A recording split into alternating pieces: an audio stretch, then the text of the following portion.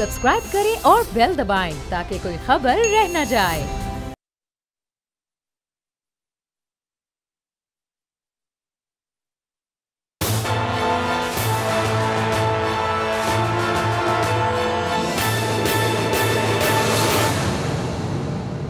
अस्सलाम वालेकुम। प्रोग्राम तज्जिया, मैं हूँ अलीना इलियास। समी इब्राहिम और सिद्दीक जान आज मेरे साथ। वीडियो स्कैंडल केस एफआईए की रिपोर्ट आई है। अभी जो रिपोर्ट आई है उसके बाद नून लीग का क्या होगा। मरियम साहिबा ने जो वीडियो दिखाई थी उस पर तो उन्होंने कहा था कि वो अपने अब्बू को बचा लेंगी, लेकिन फैसला जो है वो तो महफूज हो गया है। लेकिन कुछ रिपोर्ट्स के हवाले से बात करेंगे और यकीनी सी बात है इस वक्त नून लीग के जो कैंप हैं उसमें बड़ी मायूसी होगी। और समी साहब के पास तो मरियम नवाज़ की एक खबर होती है, उनको पता भी चल गया होगा कि इस वक्त मरियम नवाज़ जो है वो कितनी परेशान है। क्यों समी साहब, ऐसा ही है?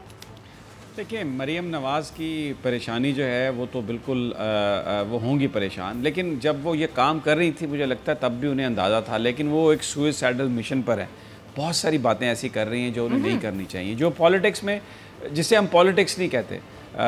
सदीक जान तो आज कमरा अदालत में थे, मैं कराची में हूँ, लेकिन जो तफसील अंदर जो कुछ हुआ वो तो अभी सदीक जान से पूछते हैं। लेकिन एक बात मैं ज़रूर करना चाहूँगा सदीक की तरफ जाने से पहले, कि आज आप देखें हर कोई मलबा दूसरे पे डाल रहा है। जिस तरह पनामा केस के अंदर जब मनी ट्रेल मांगी जा रही थी, नवाज शरीफ साहब कह रहे थे कि मेरे बच्चों को पता है, बच्चों से पूछते थे तो वो कहते थे कि दादाजी के पास है सारी इन्फॉर्मेशन और दादाजी अल्लाह मियाँ के पास चले गए हैं। इसी तरह यहाँ पर भी ये जी सारा मलबा, मरियम साहबा ने तो सारा मलबा डाल दिया नासिर भट्ट साहब पे और उन्होंने कहा कि मैंने तो देखा ही कुछ नहीं। और जो शहबाज शरीफ साहब हैं उन्होंने कहा जी मैं तो कुछ भी नहीं देखा। मरियम साहबा से पूछें आप, जिन इदारों के हवाले से बात कर रही थी मरियम साहबा, वो भी वही बता सकती हैं, मुझे नहीं पता। हत्ता के ख्वाजा आसिफ साहब, एहसन इकबाल साहब, वता तारड़ साहब, सब ने अपनी स्टेटमेंट्स में ये कहा कि जी हमने तो ये वीडियो प्रेस कॉन्फ्रेंस से पहले देखी नहीं थी।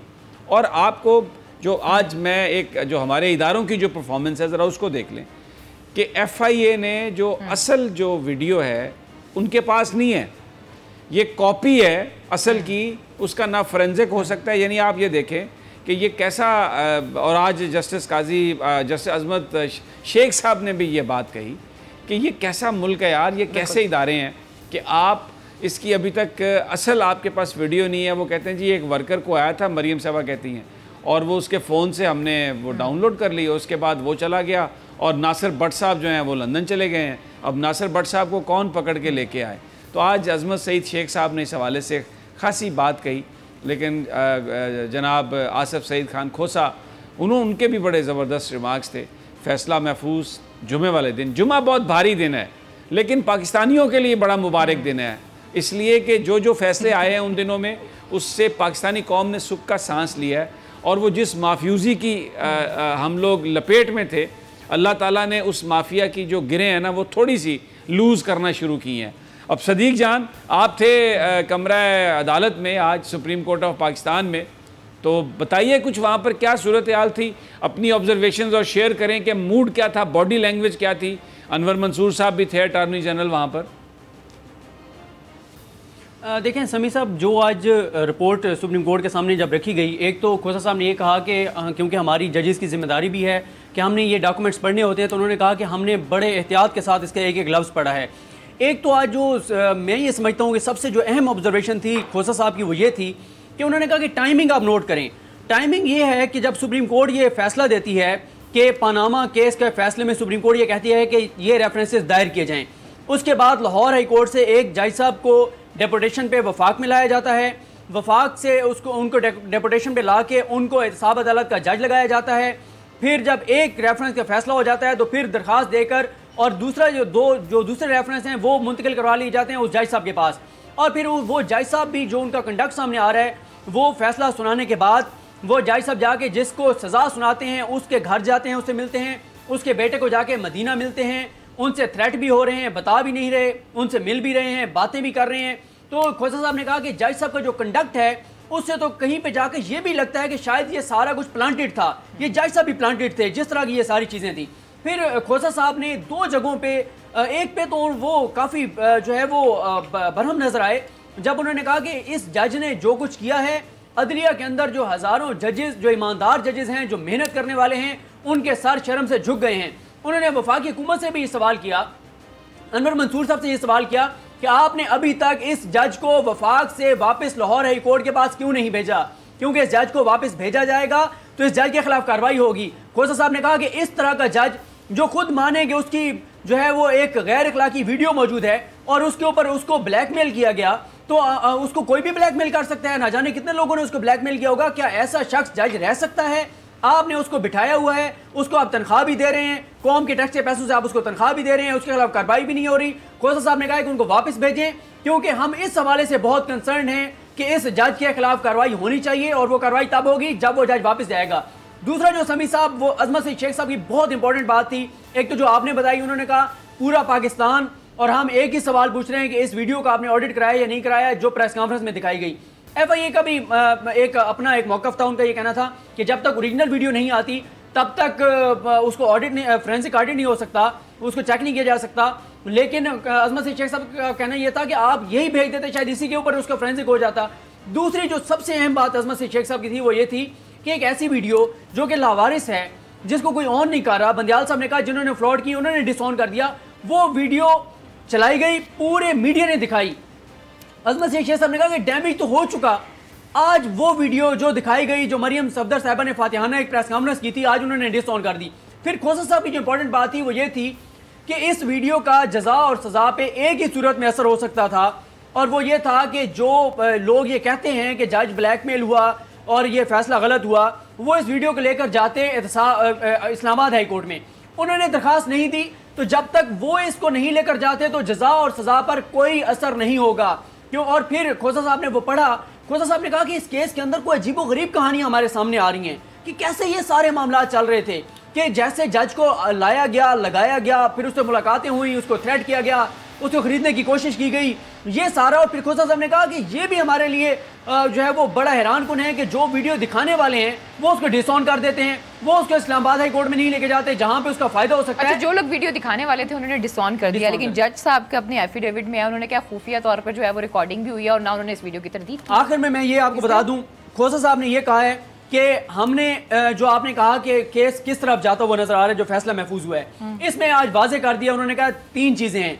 पहला तो यह है कि इस वीडियो का जजा और सजा पे कितना असर होगा वो तब होगा जब मुतलका जो फरीक हैं वो जाएंगे इस्लामाबाद हाई कोर्ट के पास, इसको एडिशनल डॉक्यूमेंट के तौर पे, एडिशनल एविडेंस के तौर पे सबमिट करवाएंगे, तो इसका असर होगा। नंबर 1। नंबर 2, खोसा साहब ने ये वाजे कर दिया है कि हम अगर कमीशन बनाएंगे तो उस कमीशन की जो ओपिनियन है वो ओपिनियन कोर्ट मुस्तरद कर सकती है, उसकी कोई वुकत नहीं है कानून में, तो हम क्यों ऐसी एक एक्सरसाइज करें जिसका कोई फायदा नहीं है। तो मुझे नहीं लगता कि कमीशन बनेगा या सुप्रीम कोर्ट इसके ऊपर करे।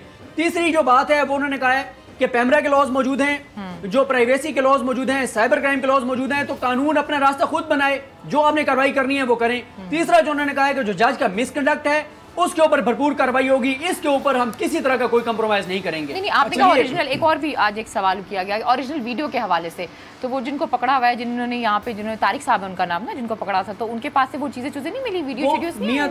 समी साहब एक और बात भी सुने कि मियां तारिक के साथ भी हाथ हो गया है। शरीफ खानदान को भी कमाल है, जिसको भी जो भी इनका मोहसिन होता है ना, उसको भी ये चूना लगाते हैं।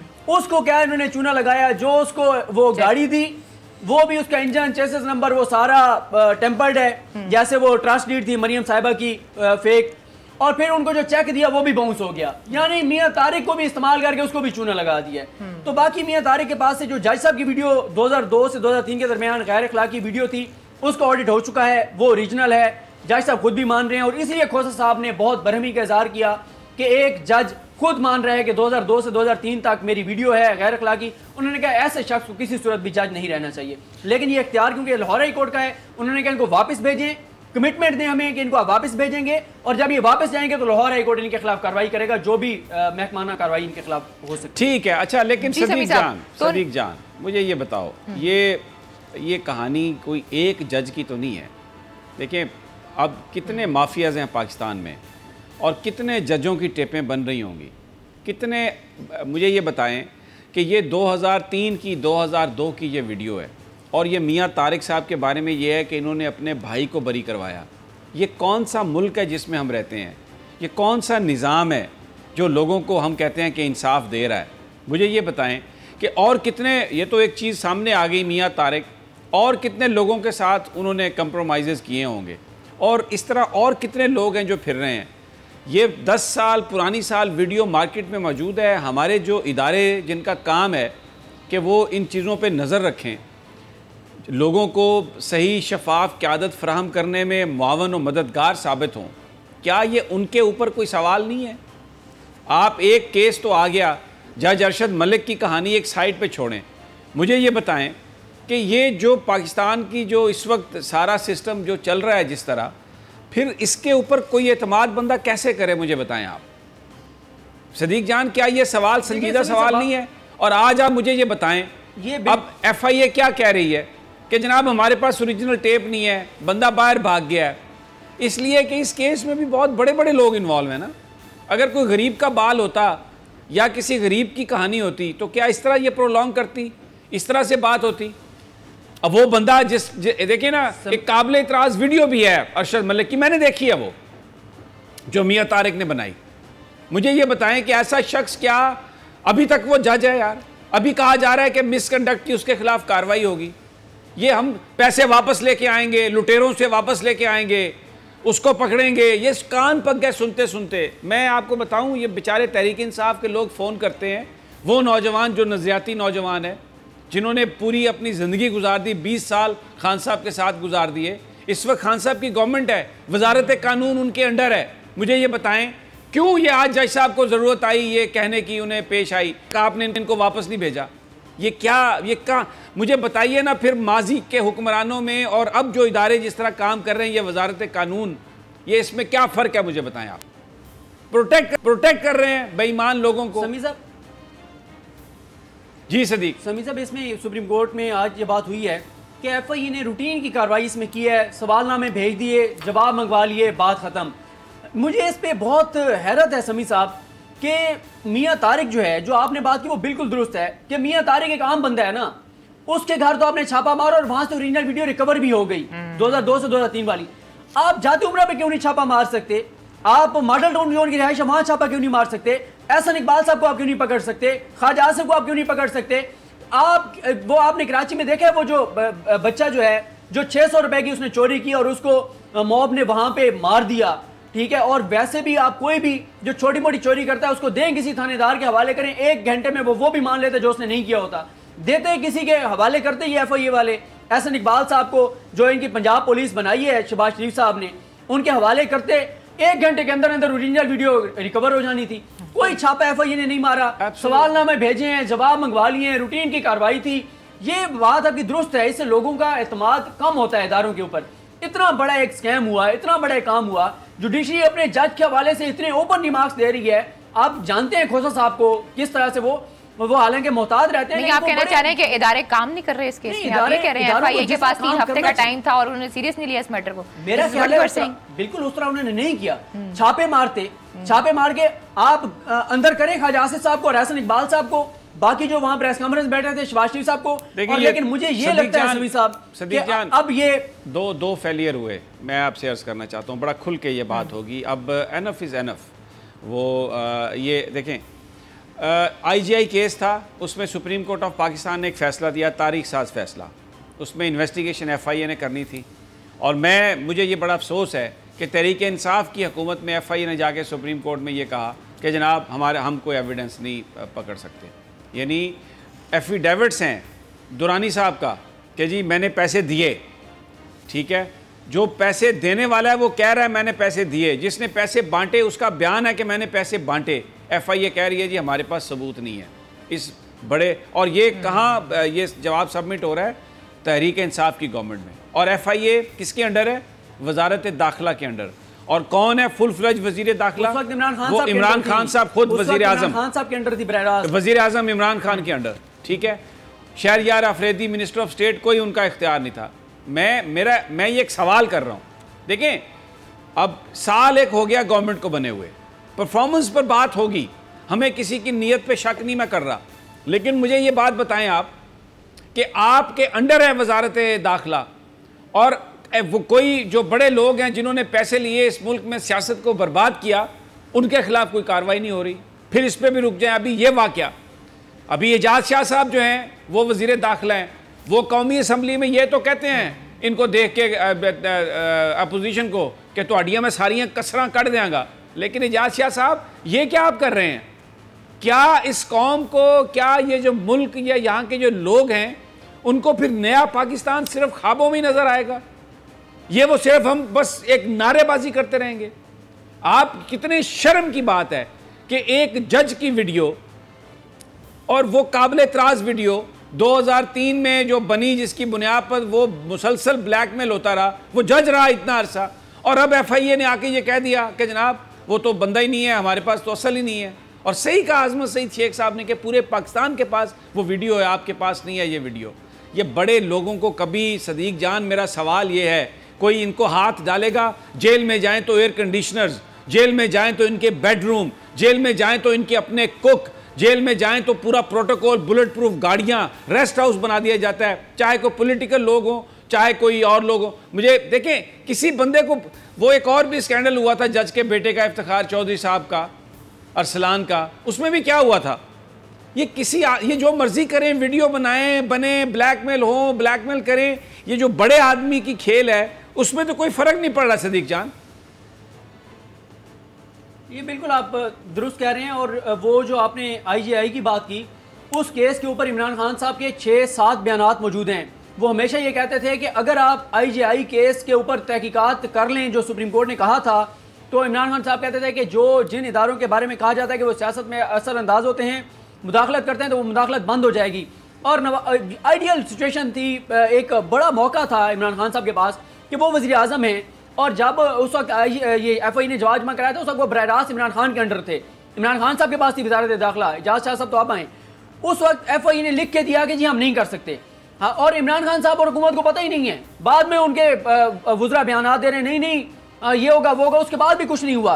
उसमें नवाज शरीफ साहब, अगर उसकी तहकीकात हो जाती तो नवाज शरीफ साहब का बयानिया जो इस वक्त उन्होंने बनाया खलाई मखलूक का, उसको वो खुल के सामने आ जाता कि जो आज खलाई मखलूक को धमकियां देते हैं, वो तो पहली बार वज़ीर आज़म ही खलाई मखलूक की वजह से बने थे, उनसे अच्छा, पैसे लेके बने थे। मैं एक बात आपसे, मेरी बात सुने, मैं एक बात देखें, हम मुल्क की हालात की वजह से खामोश हो जाते हैं, दुश्मन सरहदों पे खड़ा है इसलिए हम खामोश हैं। लेकिन सदीक जान, मेरी बात सुनो, बहुत सारे काम ऐसे हैं, मैं जिस हद तक नवाज शरीफ साहब बयान करते हैं, ये तो अब एक ज़ाती झगड़े में आके तो बिल्कुल आखिरी हद तक चले जाते हैं, लेकिन ये मदाखलत तो रहती है ना। ताकतवर लोग जिस सर्कल में भी हों, वो दूसरे जो उनके साथी हैं ताकतवर, जो दूसरे शोबों में होते हैं, उनकी मदद तो करते हैं ना सदीक जान, उनको बचाते हैं, उनके केसेस ख़त्म हो जाते हैं।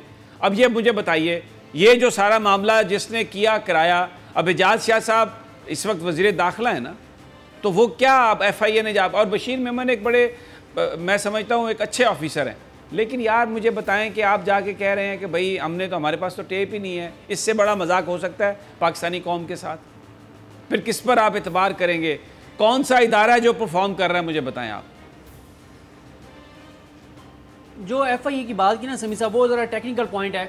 FIA का सिर्फ उसमें यह था कि उस वक्त तक ऑडिट, फोरेंसिक ऑडिट हो नहीं सकता जब तक ओरिजिनल वीडियो ना हो। लेकिन उनको खोसा साहब ने और अजमत सईद शेख साहब ने यह कहा कि हमने एक केस ऐसा भी आया जिसमें फ़ोटो कॉपीज़ भेजी, और जो फोरेंसिक उसका हो गया, उन्होंने कहा आप भेज तो देते, ये जो सबके पास वीडियो आप बड़ी साइड ले रहे हैं FIA की। तो मुझे ये बताएं, 3 हफ्ते का उन्हें टाइम दिया गया था, अभी आपने कहा कि तारिक साहब के पास से वो जो वीडियो थी वो आ गई थी उनके पास से, सारा उनका सामान जो है उसको कब्जे में ले लिया था, तो 3 हफ्ते के टाइम पे अगर वाली का फोरेंसिक हो सकता था, वो जो गैर अखलाकी उनकी वीडियो थी, तो जिस जो मेन वीडियो है उसका फोरेंसिक नहीं हो सकता? वो ओरिजिनल उनको मिल गई थी, वो ओरिजिनल उनको मिल गई थी। लेकिन मैं उनकी साइड नहीं ले रहा, मैं तो खुद कह रहा हूँ कि 3 हफ्ते में मैं ये एक्सपेक्ट कर रहा था, जब समी साहब लास्ट टाइम ये हेयरिंग हुई थी उसके बाद मुझे ये था कि FIA 3 हफ्तों के अंदर अंदर छापे मारेगी और ये वीडियो रिकवर करेगी। ये कैसे हो सकता है कि मरियम सदर साहिबा के पास वो उनके घर पे वो वीडियो मौजूद ना हो? सवाल ही पैदा नहीं होता। और नासिर के लिए लेकिन वापस बुलाना कोई छापा नहीं मारा गया, इंटरपोल किस लिए? कोई कोशिश नहीं की गई वीडियो, ओरिजिनल वीडियो रिकवर करने के लिए। बिल्कुल ये पॉइंट उनका टेक्निकली ठीक हो सकता है,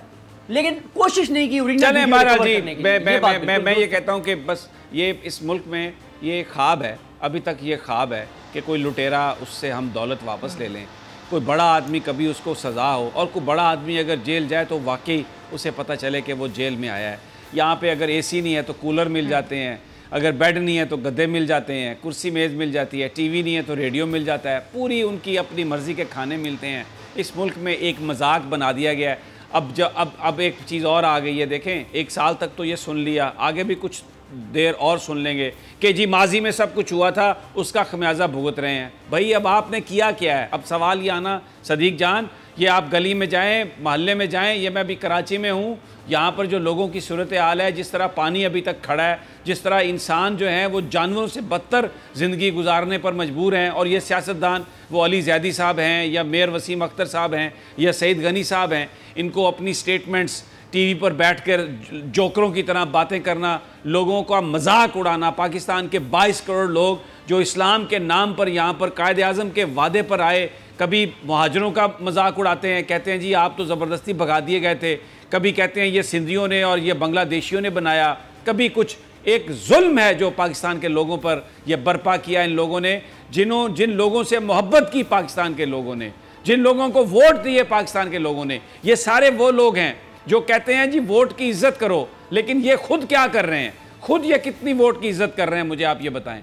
तो ये एक ख्वाब है, एक अलमनाक बात है। आ जाइए दूसरे मसले पर ज़रा, सुप्रीम जुडिशल काउंसिल पर।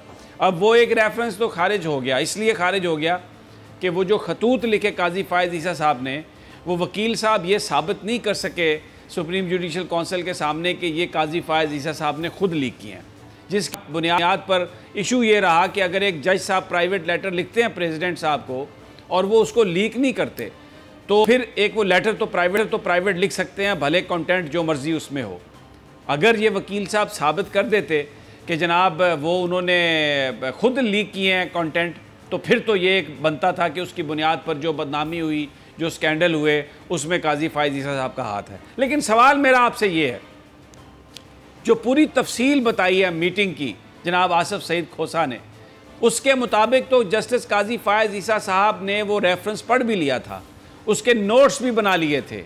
फिर उसके बाद ये ख़त लिखना और ये तासुर देना अपने खतूत में और जवाबात में कि उनको ये पता नहीं है कि इस रेफरेंस के मंदरजात क्या हैं, ये झूठ नहीं है सदीक जान, गलत बयानी नहीं है। ये आधा सच बोलना और आधे सच को छुपाना भी ये गलत काम नहीं है। ये देखिए, मुझे दूसरी बार समी साहब हैरत हुई है फायज़ साहब के हवाले से। पहली बार उस वक्त हैरत हुई थी जब ये स्कैम सामने आया था कि उनके बीवी बच्चों के बाहर असासे और जायदादें हैं, तो इससे कतई नज़र के वो उनके ऊपर ये जिम्मेदारी थी उनको डिक्लेयर करना या नहीं करना, इसको एक साइड पर रख भी दें। तो क्योंकि फायज़ साहब की अदालत को जब हम कवर करते हैं, हमेशा वो सबसे ज़्यादा जजेस में से वो पाकिस्तान की बात करते हैं, पाकिस्तान से मोहब्बत की बात करते हैं, कायद आज़म की बात करते हैं और पाकिस्तान से वफा की बात करते हैं। तो मैं नहीं करता था कि उनके बीवी और बच्चे पाकिस्तान को छोड़कर और बाहर जाके असास और जायदादें बनाएंगे। फिर जब ये सामने चीज़ आई, उस वक्त भी हमें यह था कि फायज़ साहब को जिस तरह से हम देखते हैं उनको तो सबसे पहले सामने आना चाहिए था। वो नहीं आ रहे थे, उनके बीवी बच्चों को सामने आना चाहिए था, आके और मनी ट्रेल दे देते, बता देते, बात खत्म हो जाती। वो भी उन्होंने नहीं किया। टेक्निकल चीज़ों के पीछे जैसे हमारे सियासतदान छुपने की कोशिश करते हैं, जजेस एक्सपेक्ट नहीं करते कि वो इस तरह टेक्निकल चीज़ों के पीछे छुपें। लेकिन ये जो काजी साहब को ये कहना है कि उनको जो भी चीज़ें पता चली हैं वो मीडिया से पता चली, इसके बाद उन्होंने ये खत लिखा। मैं चाहूँगी कि हम इस हवाले से भी कुछ बात करेंगे इन प्रोग्राम में। वक्त तो एक छोटी सी ब्रेक का, जब ब्रेक से वापस आएंगे इस पर मजीद भी बात करेंगे। Stay with us.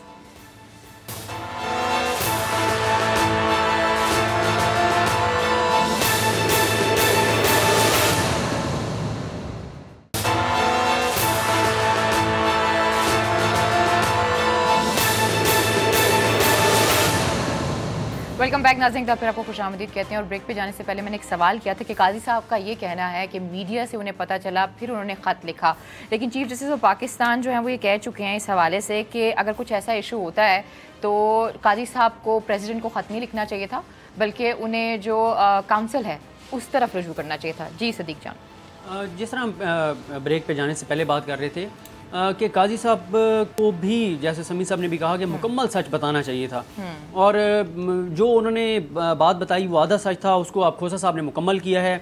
उसके बाद बहुत ज़्यादा सवालात उठे हैं जस्टिस काजी फायज़ साहब पर कि एक जज की जानिब से, सुप्रीम कोर्ट के एक जज की जानिब से ये हम तो नहीं रखते कि वो इस तरह से आधा सच बताकर, और फिर वो जिस तरह से वो चीज़ें फिर लीक हुई, फिर मीडिया पे बात हुई, जिससे जस्टिस खोसा साहब की जो क्रेडिबिलिटी है उसको मशकूक बनाने की कोशिश की गई। खोसा साहब के खिलाफ बातें हुई, ट्वीट्स हुई, सोशल मीडिया पे कैंपेन चलाई गई। आपको पता है मुस्लिम लीग नून कि लोग तो आजकल इस में होते हैं कि कोई ऐसी चीज़ मिले जिसमें पनामा में जो शामिल जजेस थे उनके खिलाफ वो कोई प्रोपिगेट कर सकें, कोई चीज़ें गलत नेगेटिव। तो इस पर भी उन्होंने बहुत ज़्यादा ट्वीट्स किए। और वैसे भी नून लीग के लोग फैसल साहब को पसंद भी करते हैं, पनामा वो उसकी हुदैबिया केस जो उन्होंने बंद किया था उस वजह से। लेकिन जो ये चीज़ सामने आई है उससे एक और भी मुझे अब लग रहा है कि जो केस सुप्रीम जुडिशल काउंसिल के पास है जो असासे और जायदादों वाला, वो मुझे लगता है कि वो केस संगीन केस है, संजीदा केस है। वरना सुप्रीम जुडिशल काउंसिल ने जहाँ पे ये रेफरेंस जो है इसको निपटा दिया था, तो उस पर भी फैसल साहब जवाब तो दे चुके हैं, तो वो निपटा देते, लेकिन वो नहीं निपटाया गया और उसके ऊपर जो नोटिस जारी किया गया है वो मामला मुझे जो है वो संजीदा लगता है। अच्छा समी साहब, एक और चीज़ भी कही जा रही है, वो ये कह रहे हैं कि जैसे कि अभी सदीक जान ने भी बात की है कि सारे केस में चीफ जस्टिस साहब के हवाले से जो बातें की जा रही हैं नून लीग की तरफ से, तो ये कहा जा रहा है, एक ये भी बात की जा रही है कि इस केस में अगर चीफ जस्टिस साहब अलहदा हो जाएं, क्या ऐसी कोई पॉसिबिलिटी है? नहीं, क्यों अलहदा हो जाए चीफ जस्टिस साहब इससे? भाई चीफ जस्टिस साहब जो उनको वो कैसे अलहदा हो जाए? वो इस केस में कोई पार्टी है? उन्होंने तो काजी फायज़ ईसा साहब ने जो एक बात की है, जिस अंदाज में उन्होंने चीज़ों को पेश किया है, पूरी दुनिया उस पर सवाल उठा रही है। उन्होंने आधा सच बोला। और जो कौंसिल के मेंबर, क्योंकि उन्होंने जो कौंसिल के मेंबरान से जो बात की, उस बात को सुप्रीम जुडिशल काउंसिल अपने फैसले में लेके आया और वो लिखा उन्होंने, क्योंकि ये ये आसफ सईद खान खोसा साहब ने लिखी है ये, तो उसमें उन्होंने वो कौंसिल के मेंबरान को उस गुफ्तगू का अगला हिस्सा बताया। क्योंकि जस्टिस आसफ सईद खान खोसा पाकिस्तान की तारीख़ में चंद उन जजेस में से हैं जो बड़े स्ट्रेट फॉरवर्ड हैं, जो अपने रिश्तेदारों का भी ख्याल नहीं करते, जो कानून की पासदारी के लिए किसी हद तक जा सकते हैं। उन्होंने कौम को एतमाद में लिया, कौंसिल को जो बताया था वो उन्होंने अपने फैसले में लिख दिया। फिर जो काजी फायज़ ईसा साहब ने एक और बात कही जी कि सेक्रेटरी साहब बड़े प्रेजुडिस हैं कौंसिल के, जो रजिस्ट्रार हैं, उन्होंने अपने तय सब कुछ लिख दिया। उसकी भी वजाहत की कि रजिस्ट्रार या जो सेक्रेटरी कौंसिल है वो अपने तौर पर कुछ नहीं करता।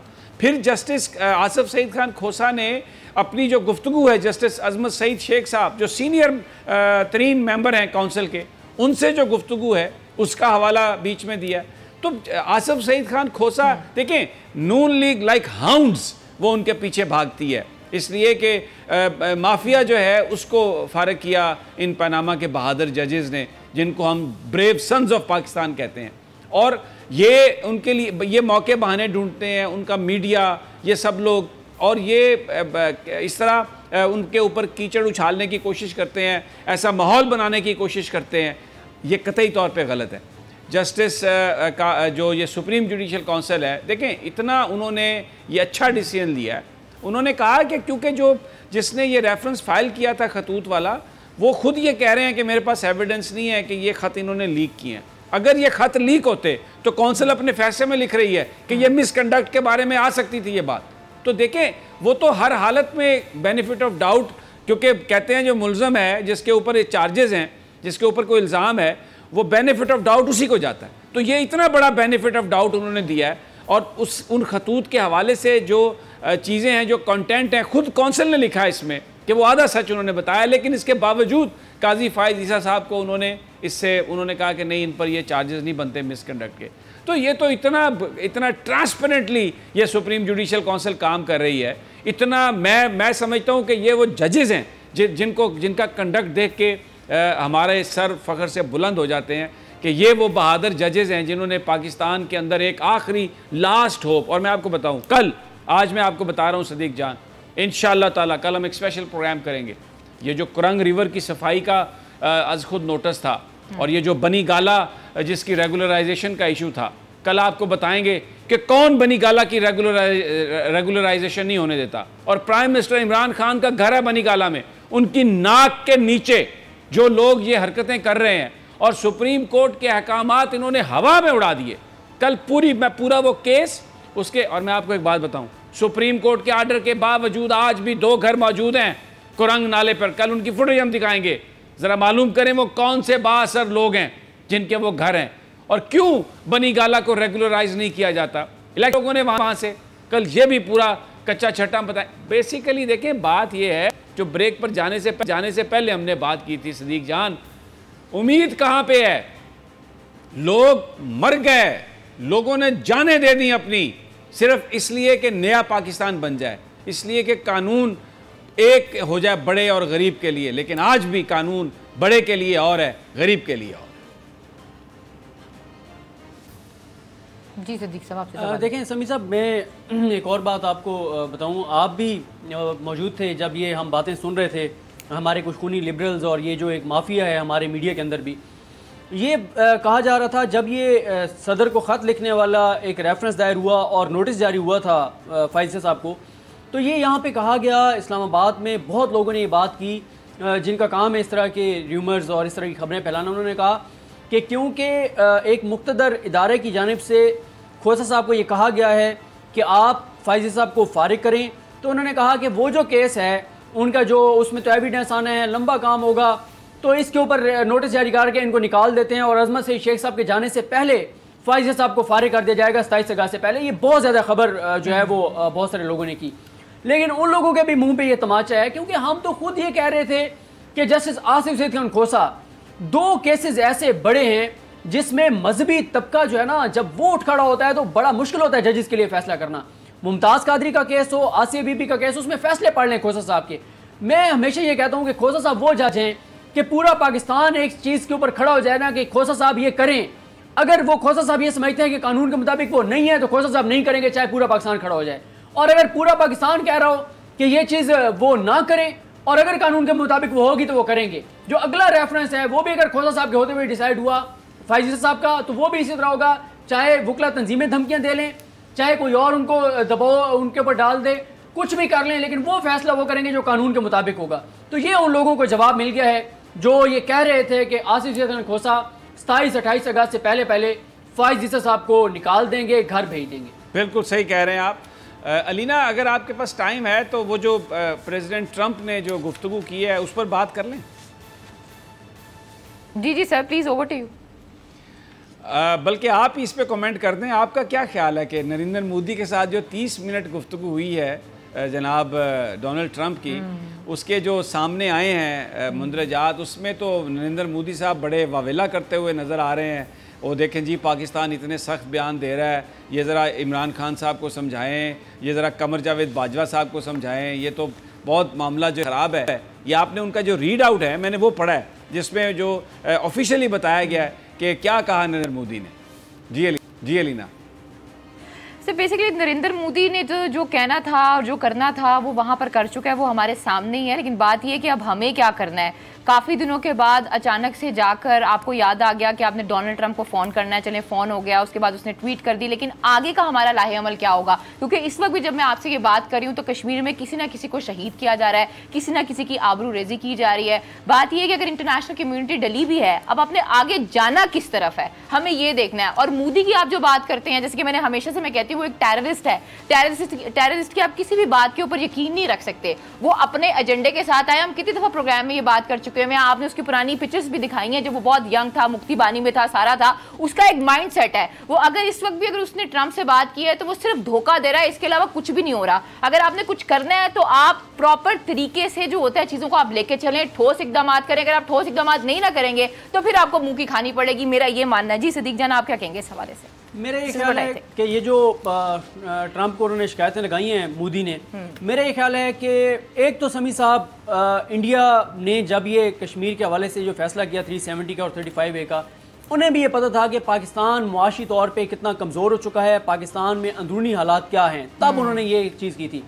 मेरा ये ख्याल है कि मोदी के वहमो गुमान में भी नहीं था कि इमरान खान 375 का जो उनका इशू है ना, sorry to cut you here, वो फ्रॉम द बिगिनिंग है। वो बहुत क्लियर हेडेड बंदा है, उसका इससे कोई ताल्लुक नहीं है, उसने करना है, वो एक्सट्रीमिस्ट है। यहाँ पे पोस्टर लगे हैं और किसी को पता ही नहीं है पोस्टर लगे हैं। 1 घंटे के बाद वो पोस्टर निकल गए हैं। अब ये है, ये आपकी रियासत है और ये आपकी रियासत की रेट है। नहीं, वो उसने करना था, लेकिन उसके लिए उसने कोई टाइम भी तो डिसाइड करना था ना कि मैंने कब करना है। उसने एक ऐसे मौके के ऊपर किया जब उसको पता था कि पाकिस्तान को पिछले 15-20 सालों में और ख़ासतौर पर पिछले 10 सालों में जिन्होंने यहाँ पे हुक्मरानी की, उन्होंने उन 10 सालों में क्या किया है, उसके लिए 2 JITs पढ़ लें। एक जाली बैंक अकाउंट्स के जरिए मनी लॉन्ड्रिंग की JIT और एक पनामा की JIT। आपको पता चल जाएगा कि जो पिछले 10 साल में रहे वो क्या कर रहे थे। जब मोदी और जब इंडिया पिछले 10 साल में अरबों डॉलर अपनी लॉबिंग के लिए इंटरनेशनली लगा रहा था, यहाँ पे जो हुक्मरान खानदान थे वो पैसा लूट के बाहर अपने बच्चों के असास और जायदादें बनवा रहे थे। मोदी ने ये कर तो दिया, उसके वहमो गुमान में भी नहीं था कि वज़ीर-ए-आज़म इमरान खान कोई ऐसा स्टैंड लेंगे कि जिससे इंटरनेशनल मीडिया में कश्मीर का इशू इतना ज़्यादा हाईलाइट हो जाएगा, इतना ज़्यादा इसको कवरेज मिलेगी। मेरा ये ख्याल है कि पाकिस्तान इस वक्त जो कर सकता था पाकिस्तान ने वो किया है। के इशू पे कितनी कवरेज मिली है, लेकिन क्या हुआ, यूएन का जो अभी हुआ है सेशन, उसमें एक भी मुश्तरका जो आपका बयान होता है ना, वो बयान भी नहीं दे सके। अगर आप न्यूयॉर्क टाइम का कल का इदारिया पढ़े ना, तो उसमें उन्होंने लिखा हुआ है कि इनके हम लोग कोई इस पे बयान इस वजह से नहीं दे सके क्योंकि हमें लगता है ये इंडिया और पाकिस्तान का बायलैटरल इशू है और ये इतना सेंसिटिव इशू है कि अगर हम कोई बयान देंगे या हम कुछ करेंगे तो चीजें जो है वो मोर एग्रेसिव हो जाएंगी। मेरे ख्याल है समी साहब के जो इंटरनेशनली खबरें अब लग रही हैं, उससे मैं एक रिपोर्ट पढ़ रहा था कि पिछले जब से ये टेंशन शुरू हुई है और जब कर्फ्यू लगाया उन्होंने कश्मीर में, उसके बाद से जो टूरिस्ट आते हैं इंडिया में, उनकी तादाद में बहुत ज़्यादा कमी आई है। और जो एक इंटरनेशनली हम बयानियां बना रहे हैं, टाइम कम है, मेरी बात सुने, टाइम कम है, मेरी बात सुने। देखें, सिर्फ एक वजह से ये वर्ल्ड अटेंशन हासिल हो रही है कि दोनों ममालिक जो हैं वो न्यूक्लियर कैपेबिलिटी रखते हैं और अगर जंग होगी, सबको पता है कि ये कन्वेंशनल जंग नहीं रहेगी। इसलिए ये जो अभी आप थीसिस अलीना का जो सारा है या आपने जो बात बताई है कि जी वो इसलिए है, इसराइल और फ़लस्तीन को आप यहाँ पर ना लेके आए इसलिए कि फ़लस्तीनियों के पास कोई एटम बम नहीं है। फ़लस्तीनी बेचारे किसी तरह भी इस पोजीशन में नहीं है कि वो दुनिया के लिए कोई ख़तरा बन सकें, लेकिन पाकिस्तान एक न्यूक्लियर मुल्क है और बिल्कुल वाज़े कर दिया पाकिस्तान के प्राइम मिनिस्टर ने कि अगर कन्वेंशनल वारफेयर आप करेंगे तो वो उसका एंड क्या होगा, 2, 3, 4 दिन के बाद जाएंगे। और पाकिस्तान के पास टैक्टिकल वेपन्स हैं, शॉर्ट रेंज वेपन्स हैं, और वो जो फर्स्ट स्ट्राइक कैपेबिलिटी की बात हो रही थी या वो जो कोल्ड स्टार्ट डॉक्ट्राइन है, ये सारी चीज़ें पाकिस्तान इस पोजीशन में है कि वो मुंह तोड़ जवाब दे सकता है। और पाकिस्तान ने ये कहा है, प्राइम मिनिस्टर ने ये कहा है इमरान खान ने, कि कर्फ्यू उठा के देखें वहाँ पे कितने लोगों के साथ जुल्म हो रहा है, जैसे अलीना ने कहा। अब अगर कर्फ्यू उठता है और भारतीय जुल्म की वजह से वहाँ से कश्मीरी इधर आते हैं मुहाजिरीन पाकिस्तान के इलाके में, तो ये वो नुक्ता होगा जहाँ पे फिर पाकिस्तान और इंडिया के दरमियान ये मामला न्यूक्स तक जा सकता है। इसलिए ठीक है समी साहब, प्रोग्राम का वक्त जो है वो खत्म हो गया। बहुत बहुत शुक्रिया आपका भी और सदीक साहब आपका भी। लेकिन जाने से पहले मैं सिर्फ इतना कहना चाहूंगी कि करप्शन के ऊपर आए दिन हम ये देखते हैं कि इमरान खान साहब आते हैं, कौम से खिताब करते हैं और बताते हैं ये पैसा था जो लूटा था और ये पैसा है जो हमने वापस लेकर आना है। लेकिन कश्मीर के इशू के ऊपर अगर वो आते हैं, नो डाउट वो पार्लियामेंट में आए, उन्होंने इस हवाले से भी बात की, लेकिन कश्मीर के इशू पर वो आते हैं और कौम को एतमाद में लेते तो बहुत बेहतर होता। खैर जी, आज के प्रोग्राम से हम सबको इजाजत दीजिए, अपना बहुत ख्याल रखिए, अल्लाह ने के बाद।